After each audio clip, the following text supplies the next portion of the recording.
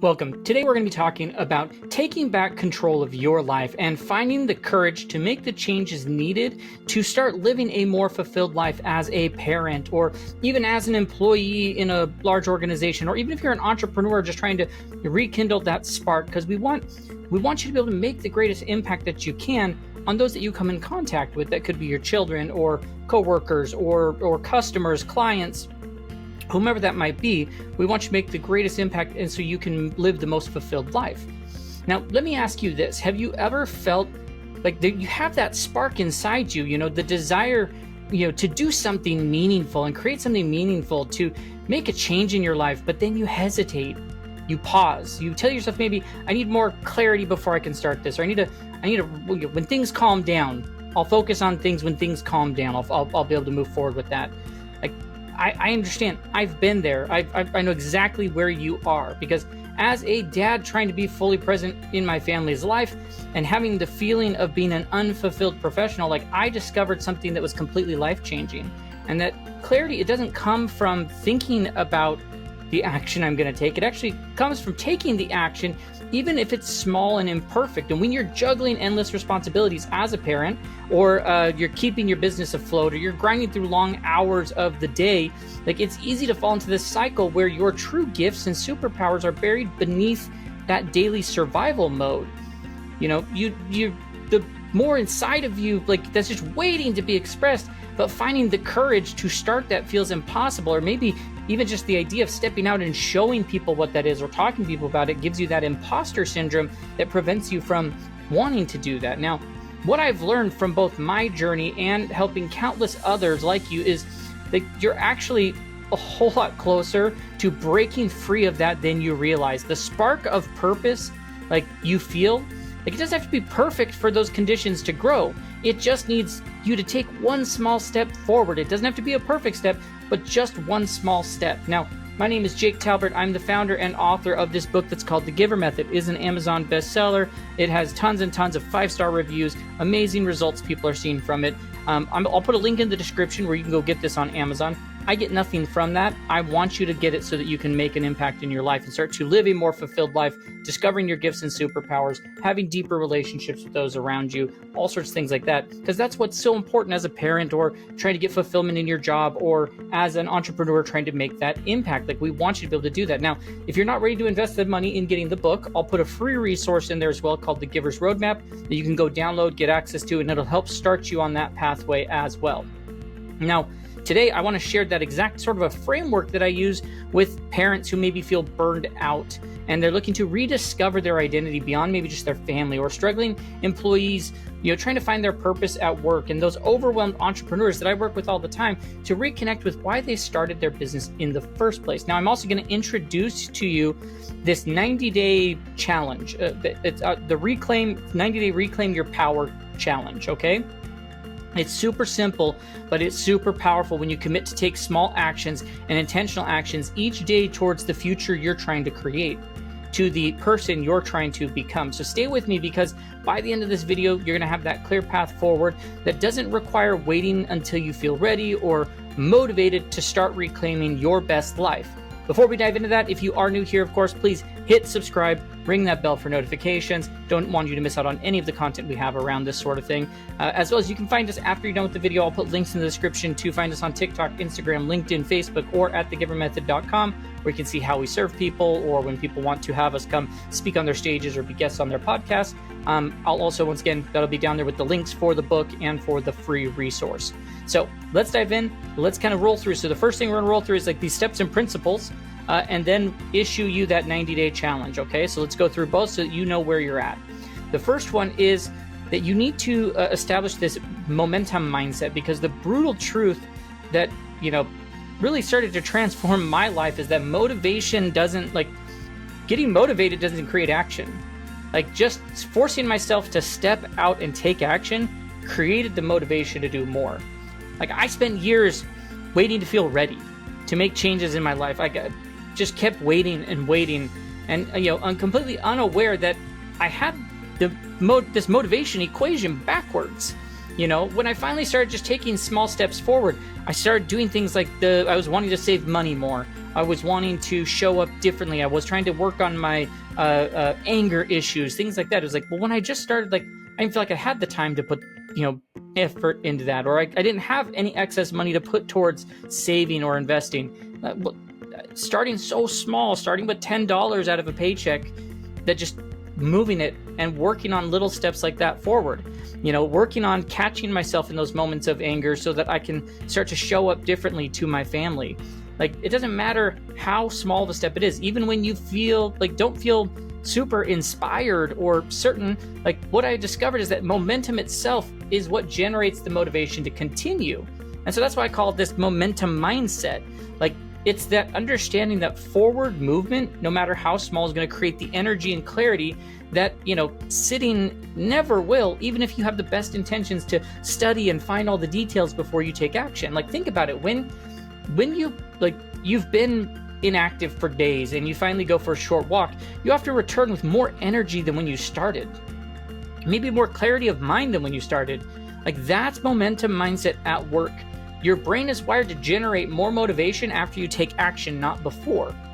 So for too many of us, especially when you're feeling burnt out or stuck or overwhelmed, we believe that we need to wait for that magical moment of clarity and inspiration before we take action. But this keeps you trapped in that sort of perpetual holding pattern, waiting for your feelings to start to, come out. But they really will only come out after you've started moving. I love the scene from the Bourne Identity movies where he goes and he's running away from people, gets in a car, and the first thing he does is he actually punches in the code for the GPS, and the GPS gets ready to go, and as soon as he starts driving, it appears. The map will appear, the thing that you need to do, the motivation appears when you are in motion. So to adopt this, just start up identifying what's the one tiny thing that you could do today. What is the one thing, something that's so small it might almost feel ridiculous to think about, I just did that. Then do it. Maybe it's sending one email related to your dream project, or maybe it's just 5 minutes towards that book that you're wanting to read, or researching one skill for a few minutes in the day. The size of the action doesn't matter.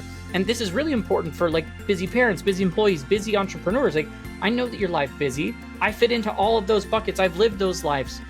Trust me, just finding those few minutes will change things for you. It will change things so much that set a timer for just 5 minutes and commit to working on one small aspect that matters to you. And when the timer goes off, just stop. Just cool. If you want to stop, stop. But you'll often find that when you do that, you're just going to continue because that 5 minutes generated momentum and motivation that wasn't there before. Now, another powerful way, strong way that you can do this momentum mindset is through looking for momentum triggers, physical actions that signal your brain it's time to move forward. Before you go sit down to work on something meaningful, you do something physical. Just speed up walking. Put your shoulders back for a little bit. Do something. Take deep breaths. Find those patterns, those physical patterns that interrupt the waiting style that become a trigger. I have one of those walking treadmills here under my desk, and I oftentimes I'm gonna get started. I'm gonna get my thing going so I can get my brain working. Versus there are times I know I need to move that and I need to pull my chair over because I need to be focused on something specific. But that momentum, it becomes a trigger for action. Momentum mindset is so important because it breaks down that fundamental misconception that keep using your gifts. Your gifts that are inside you are just going to stay locked up. When you start to understand that action precedes motivation, and not the other way around, you just feel yourself escaping from that prison that's of waiting for perfect feeling or perfect timing. That shift, this single shift in your mindset can be the difference between those who consciously grow and those who remain stuck. If you implement it, if you stopped watching the video right this second and that's all you started to do, you start seeing amazing results in your life. Now, the second principle, though, that pairs with that is, one of the biggest traps people fall into is this idea of a clarity, paradox. It's the mistaken belief that you need to complete clarity before you take action. When in reality, once again, clarity comes through action, not before it. I've watched countless clients postpone meaningful changes in their lives because they're still figuring things out, unaware, the figuring things out happens through doing, not through thinking. Oftentimes I've had clients where it's they don't know what service, how to change their service or what offering to do. And I'm how about you just make a pitch and see who buys it? And then we'll figure out what the actual deliverables are after the fact.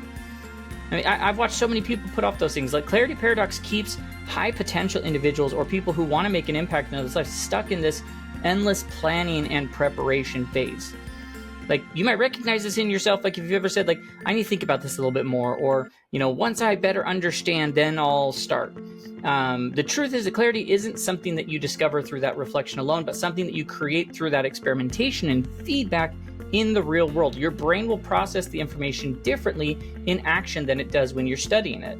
Action, like, it's way more concrete data through the experiences you have that wires your mind to form clear insights on the direction you should go. No amount of internal processing can replicate that in any way. So to overcome that paradox around clarity, start by treating your life as a series of like small experiments rather than high stakes decisions. So figure out like what, I'm not going to try and figure out my entire career path. I'm going to just do maybe a career experiment. I'm going to have coffee with someone in a field that interests me. I'm going to research a little bit more about different areas of that field. Instead of trying to design the perfect fitness routine, like, I'm just going to go take a 10-minute walk, and create a clarity journal, where you can document the insights that emerge during that time. Every time as you take a step forward, you're going to gain new insights. And over time, it creates this powerful evidence to yourself that the action is generating clarity and not the other way around. Now, you can also look at it as clarity through contrast. When you're facing like uncertainty about a direction, take one small action in one possible direction. Even brief experiences in different areas like often create this immediate clarity that energizes you versus drains you, or like, oh my gosh, I don't want to be down that path, I want to go down this path. Like, at least you knew before you spent too much time trying to figure that out. Because as you understand and overcome that, like, it will free you from that endless loop of preparation for progress. Now, the third one is then all around this concept of like, great, well, like, micro action method is the way to describe it. Like, when your life is overwhelming in any way, you're overwhelmed, you're stressed, change feels impossible. And most people try to approach that and they keep trying to make like, oh, okay, well, I'll be able to do this thing. It's like the most powerful way to do it isn't like the dramatic big change. It's about micro actions, that, hey, I'm going to break down the meaningful change, the big thing, into the smallest possible resources or possible steps that I can. Like, I found that the size of the action matters far less than just consistency of doing it. When you already manage like demands of family or work or a business, like, these micro actions work best because like they're small steps. They don't trigger your brain to detect a system or big changes are happening. You don't overthink it. It's like, nope, just doing this one little thing, just going to go do it. Because like when you're already depleted and overwhelmed, your nervous system is hyper alert to anything that might throw that off. Like it thinks there's going to require significant energy. And so we're throwing off our brains by doing micro actions and flying under the radar of that and building the momentum without exhausting any sort of reserves that we may have. And this idea, like, it also helps you to, kind of harness the power of compounding growth over time. No one's a success overnight. Nothing changes overnight in that sort of a way. Small investments grow into exponentially large amounts over time. Tiny, consistent actions towards meaningful change create results. So, that 5 minutes of daily writing becomes a book over time. That daily outreach call to a network becomes a career. Like, so as we look to implement this, first identify, like, what's the minimal viable action I could take, the absolute smallest to move forward. And then build what I call action stacking, where you take the micro action, something I do daily, and I'm going to add something to it. That way it's already a part of what I do. Like, I want to work on a side business. Like, so 5 minutes after, pouring your morning coffee, go do that. What it will do is it's going to eliminate, the need to find extra time. Like, another really powerful technique is like, look at success scaling, where you start with an action so small that success is virtually guaranteed.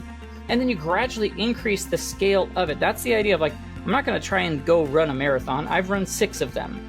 I don't start by running, 26 miles. I'm going to start by just getting out there and running. And the first day I run, if I go out for a mile, 2 miles, 3 miles in the first few days, the first few weeks I'm running, I'm okay with the fact that I'm going to run probably 30 yards and have to stop and catch my breath. and I'm going to run 30 yards and stop. Like, I know that it's a process. I have to rebuild back in my breathing so that I can get back into a running routine when I'm training for that sort of a thing. So you have to look at how you then scale it over time. You gradually increase it over time.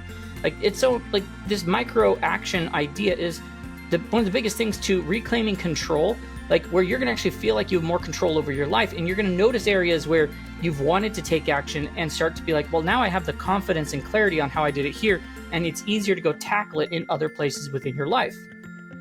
Now, our fourth one is there's this, your identity evolves.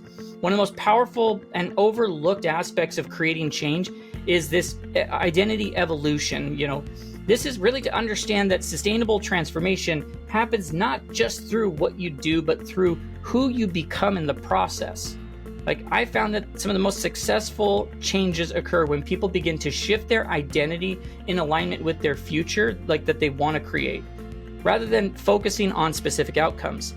Cameron Herold has a book called Vivid Vision, and you actually, like, mentally time travel yourself, like, and imagine what you look like and how you feel and how you dress and the environment you're in, and you use those things as a part of that evolution.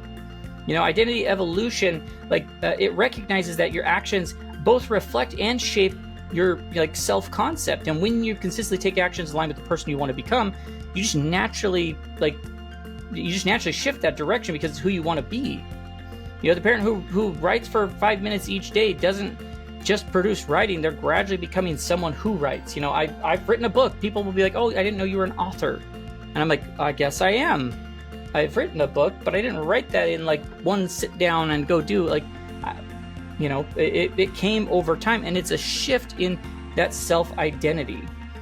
Now this is super, like, it's going to reinforce, like, that loop that the actions, you take are strengthening the identity and encourage you to be more aligned with your actions.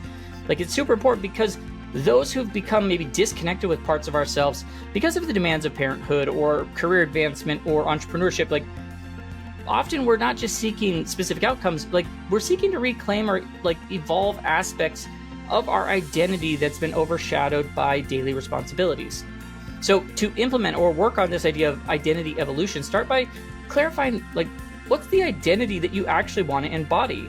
Instead of focusing solely on what you want to achieve, ask yourself, like, who do you want to become? Rather than I want to write a book, like, reframe that, like, I want to be someone who can express themselves creatively. Rather than thinking, like, I want to get promoted, think I want to be someone who creates exceptional value that other people see.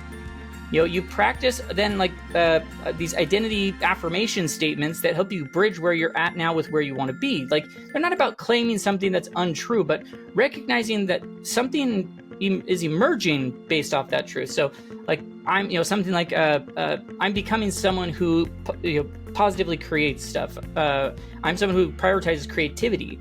I'm developing as a leader who empowers others. Like, you just acknowledge both your current reality and the direction. Like, I'm here and I'm working on that thing.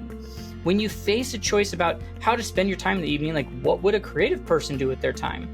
When you're deciding whether to speak up in a meeting, like, how would the leader I'm becoming handle this moment? And identify the evolution, like, or this identity evolution, is like, it transforms change, for you. It helps change you from something that you do into something that you just are. Like, those aligned actions become expressions of your identity rather than just a to-do list. Now, our fifth one is, like, designing your environment. What I've truly discovered, I don't know if you can see my environment, there's all sorts of crazy things around me, but I'm really specific with how everything is set up with my screens, my, microphone, everything, my command center, as I like to call it. And I've discovered on the journey, like, working with thousands of people, that, willpower is a limited resource. We've got time, energy, and money that we can put towards things, and willpower is a part of energy that, to put forward the time you need. Like, especially, like, this is really gets stretched when you're a parent or that stressed employee or an entrepreneur. So where environment design becomes so important is that you're intentionally structuring physical spaces or digital environments or social circles where meaningful action is easier than inaction. So environment design, like, because it acknowledges that the surroundings you have are so profound of an influence on the behaviors that you have. Yeah, I have all these things over here, but at the same time, like when I'm at work, I'm basically seeing this, which all I see is my screens, my camera. Like, it keeps me hyper focused in where I'm at. Environmental design, it works because it helps you design then the behaviors you want to show, like how you want to show up day to day. Like, your willpower is like kind of forced to compete with environmental cues hundreds of times every single day, and most of these are silent battles, and the environment can win a lot. But like, redesigning those cues transform the environment from an obstacle into a powerful ally that you help to use to control your future. It helps you create change without requiring constant and conscious effort, which is exactly what you need if you're already managing like complexities of family life or career challenges or business responsibilities. So what you want to do is start with like what are the friction audits in your spaces? Identify where like the environmental factors that are creating resistance. There are times where I can't be creative here and I have to go out for a walk and do other things. Like, great. If that's what you identify, then you need to go work through that. Like, if you want to write more, but your laptop is buried in a closet, like, that's a friction. I need my stuff out. Like I said, I call this my command center because I can work so much more effectively. Like, if you want to exercise, but like your workout clothes are difficult to find, like, that's a friction. So make a list. What are the barriers? What are the things that are preventing you from doing the things you'd like? And then go and start to resolve those. Look for the success triggers in your environment, which are going to be the visible clues and prompts about your desired actions. Like, cool, if I want to practice a musical instrument more, maybe I'm going to keep it out on a stand rather than in the case. If I want to read more growth-oriented books, I'm going to keep one on the nightstand instead of trying to just have it on my phone. Like, small environmental adjustments like these can lead to significant behavioral changes.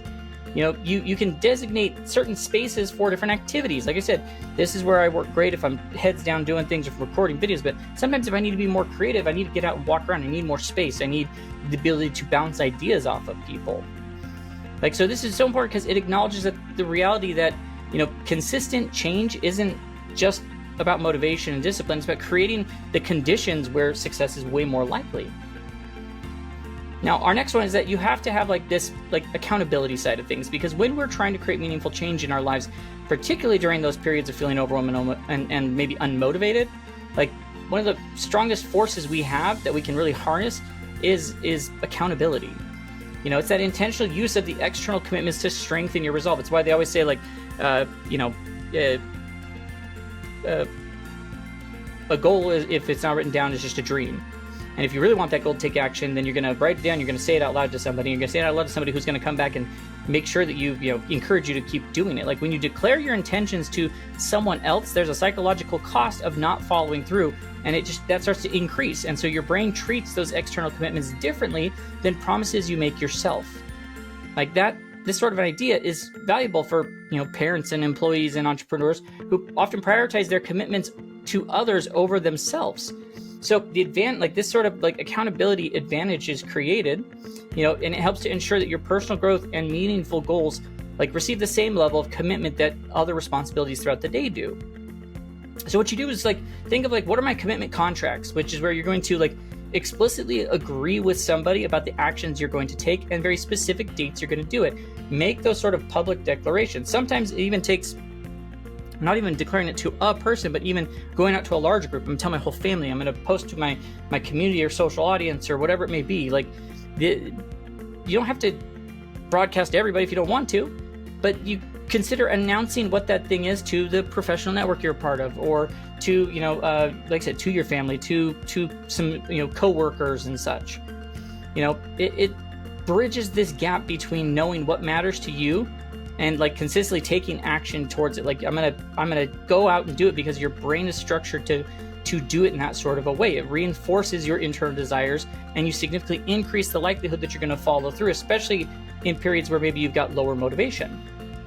Which then goes with the idea that you're going to create a loop of feedback from those people. This works because it transforms any sort of setbacks or discouragement into failures. When you expect value and feedback from every action, you're going to create a learning system that helps you to continuously improve. And oftentimes others can provide you feedback you don't see. So sometimes it's that self-reflection. It's creating in a journal, writing out what intentions of what I'm trying to learn before I take action. And then as I try something new, I'm going to document what that was and review that regularly. It's also going to other people and asking them what's their feedback or what are they seeing based on things, because their reflections provide data that helps you to refine what your next steps are that you possibly could have never come up with yourself. Now, it ensures that every move you make, whether it meets expectations or not, it becomes valuable fuel because you're taking the data based off what you've learned and your reflections and what others are giving you, and you're taking that feedback and you're looping it back into what you can do next. And then, of course, the last one before we then get into the 90-day challenge is, like, you have to celebrate where you've come. I mean, people who are trying to reclaim their health, trying to lose weight, and it's like, well, they've got that weight goal. I want to lose 30 pounds. I want to, whatever. I want to run a marathon. And oftentimes it's not until they think that until they get to that point that's where the celebration comes. It's like, no, celebration comes throughout the whole process. Like, I found that people who create like really lasting change, like they're good at, even at the smallest actions, celebrating the win that, celebrating the win that they want from there. Like, it works because it directly impacts your brain chemistry, because when you consciously celebrate the completion of any action, your brain releases more dopamine, and that is a neurotransmitter that's associated with pleasure and learning and motivation. It creates that positive association that I took action, I celebrated it, and now I can move on. Like, it's super important when you're trying to make changes that take time to show those results. Rather than trying to celebrate when you lose the 30 pounds, I'm going to just celebrate that, hey, I'm down a pound. I'm celebrating that I got out and I walked every day this week to help, get steps in to burn calories. Like, just find whatever those are. The celebration system you use, like, it's going to ensure that you don't miss out on those internal victories, that maybe precede external success that you're looking for on the outside. And you just look by, creating the win journals. What are the ways you document how you identify that you've had that success, and then how do you celebrate it with others? What's the thing that you're going to go do? So create that celebration system.